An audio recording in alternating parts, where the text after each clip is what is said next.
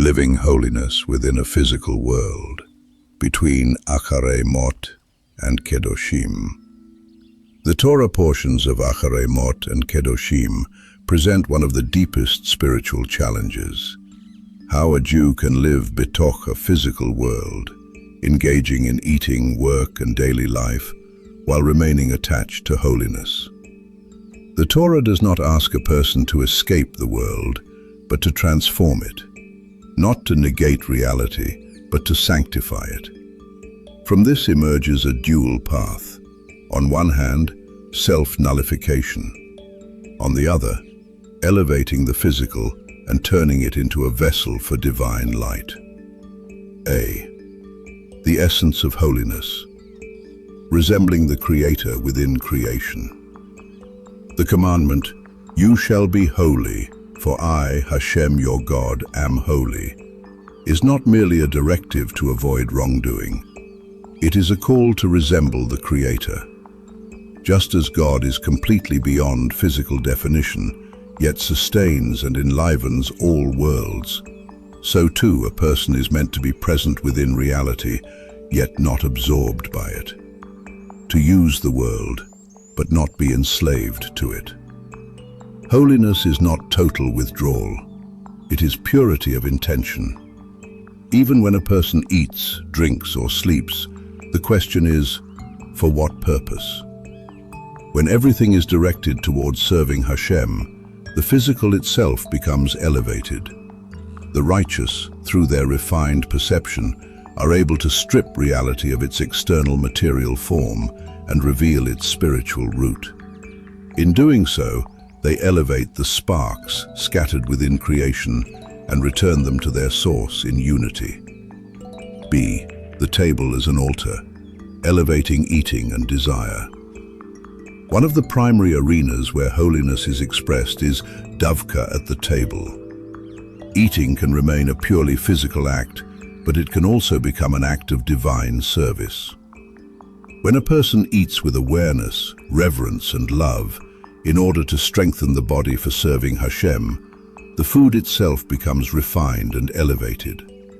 Our sages allude to this by teaching that a person's table is like an altar. The Jewish people are compared to a rose among thorns. A rose is not defined by its strength, but by its fragrance. So too, a person's true stature lies not in materiality, but in the inner intention that elevates it. Specifically through engaging the world, through eating, action, and daily life, a person elevates all levels of creation, the inanimate, the plant, and the animal, bringing them toward the level of the speaking being. C. The secret of closeness and boundary. Nadav and Avihu. Parashat Acharei Mot opens with a powerful and sobering event, the passing of Nadav and Avihu, when they drew close before Hashem. The sages explain that their death did not stem from distance, but from excessive closeness. Their attachment was so intense that their souls yearned to separate from the body and dissolve into the divine light. Yet the Torah teaches, this is not the desired path. Therefore Aharon is warned, do not enter at all times into the sanctuary. There is a boundary to closeness. A person is meant to remain within this world, to act betoch it, and to bring holiness down, not to escape upward. To make this possible, we are given mitzvot. They serve as garments for the soul, structures that allow it to receive divine light without losing its existence.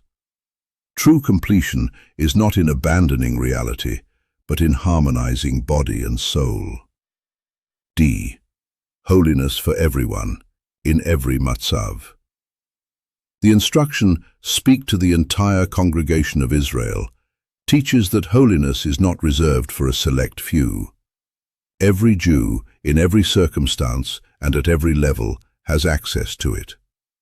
While God's holiness is infinitely beyond human grasp, each individual has their own point of connection. The Baal Shem Tov teaches that everything a person experiences, success or struggle, wealth or hardship, is an expression of divine providence. Within every situation lies an opportunity to encounter Hashem. A person's avodah is to take their personal reality, exactly as it is, and connect it to its source. To unify every action, thought, and step. In this way, a person transforms their life into a dwelling place for the divine presence. Conclusion: the path to holiness. The path to holiness is not one-dimensional. It is built from two complementary movements. On one side, self-nullification, humility, recognition that everything comes from Him. On the other, active engagement with the world, sanctifying the physical and transforming it into a vessel for light. When a person guards themselves, sanctifies their actions, and directs their life toward higher purpose, they fulfill the verse, "And you shall live by them," living a life of holiness even within this world. And here lies the deeper secret.